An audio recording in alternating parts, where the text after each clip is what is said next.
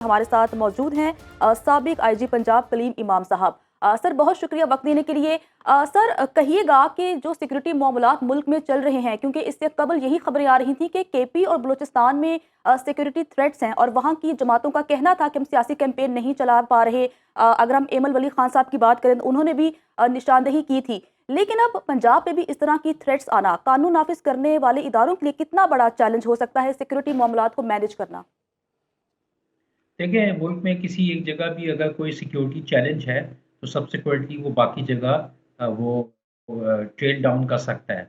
दूसरी बात ये कि जो एक्सटर्नल सिचुएशन आपके सामने इस वक़्त है, जो आपके वेस्टर्न बॉर्डर पे और ईस्टर्न बॉर्डर पे, उसके इफ़ेक्ट्स हमारे पास आते हैं। और रिसेंटली हमने देखा कि जब से यूएस विथड्रॉल हुई है अफ़गानिस्तान से, तो टीटीपी और कुछ जो बाकी दहशतगर्द तंजीमें जो हैं, वो ख़ासी एक्टिव हुई हुई हैं। हम्म। इसमें पाकिस्तान आर्मी और लॉ एनफोर्समेंट ने बहुत अच्छा काम किया है और बहुत प्रिवेंशन की है और डिटेक्शन भी की है, लेकिन ताहम वो बहुत सी जगह स्ट्राइक करने में कामयाब हो जाते हैं और बाद में पकड़े भी गए बहुत सारे उसमें। तो डेफ़िनेटली ये जो एक सिलसिला एक चैलेंज बनेगा। इलेक्शंस के दिनों में आप देखें बहुत ज़्यादा गहमा-गहमी होती है, हम्म। बहुत लोग इकट्ठे होते हैं और इलेक्शंस में अमूमन बहुत सारे वाक़यात हमने देखे हैं, माज़ी में हुए हैं। आपको पता है मोहतरमा बेनज़ीर भुट्टो का एक बहुत बड़ा वाक़या है कि इलेक्शन से पहले वो सारा सिलसिला हुआ। तो मैं अभी भी देख रहा था टीवी में कि जो कैंपेन्स चल रही हैं, तो मुझे सियासी लीडर्स और उनकी जलसों में कोई अच्छी सिक्योरिटी नज़र नहीं आ रही और मैं उनको एडवाइस करूँगा कि वो इनर आउटर पैरामीटर्स पे बहुत फ़ोकस करें और इंश्योर करें कि जो माज़ी में गलती हुई है, वो ना हो। लेकिन डेफ़िनेटली एक सर्च है और इस वक़्त पाकिस्तान क्रिमिनैलिटी और टेररिज़्म के चैलेंज से गुज़र रहा है। कलीम इमाम साहब, दफ़ा 144 भी नाफिज की गई महकमा दाखिला पंजाब की जानिब से ऐसे वक्त में कि जब इंतखाबात करीब हैं, डेफिनेटली खदशात अपनी जगह पर बरकरार हैं, लेकिन जलसे जुलूस कॉर्नर मीटिंग्स इन सब का सिलसिला भी जारी है। तो आप नहीं समझते कि फिर इनमें भी जो है वो रुकावट का सामना करना पड़ेगा? देखिए, दफ़ा 144 और डबल सवारी पे पाबंदी और एमपीओ इस किस्म की जो बहुत सारे हरबे हैं ना, ये probably playing to the gallery वाले होते हैं। इनसे हमें बाहर आना चाहिए और हर जगह लोग इकट्ठे होंगे, लोग बातचीत करेंगे।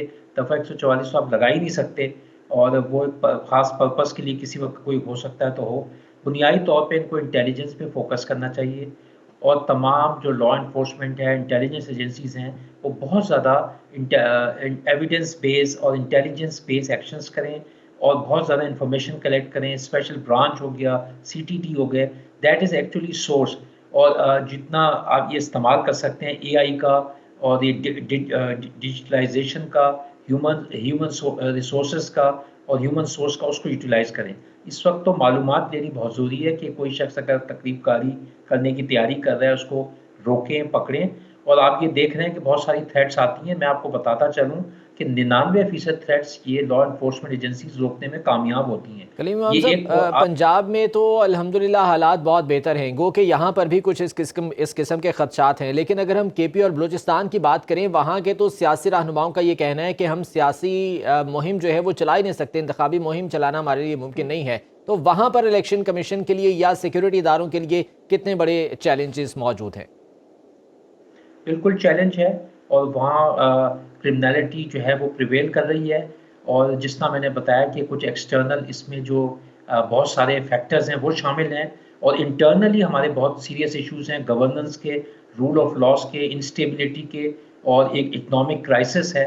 तो वो डेफिनेटली बड़ा इनेबलर्स बनते हैं और उसकी वजह से बहुत सारी चीज़ें जो हैं वो कैटलाइज करती हैं और उसमें और जान आ जाती है।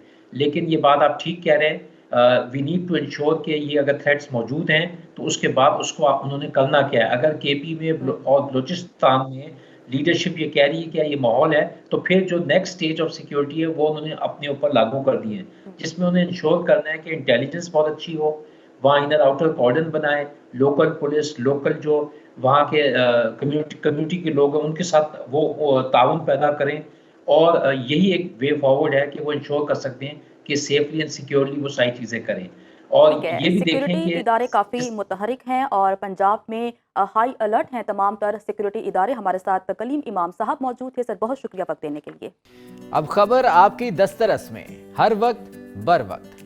अभी सुनो न्यूज़ के यूट्यूब चैनल को सब्सक्राइब कीजिए, बेल आइकॉन पर क्लिक कीजिए और बाखबर रहिए मुल्की और बैनुल अक़वामी हालात से यकीन के साथ।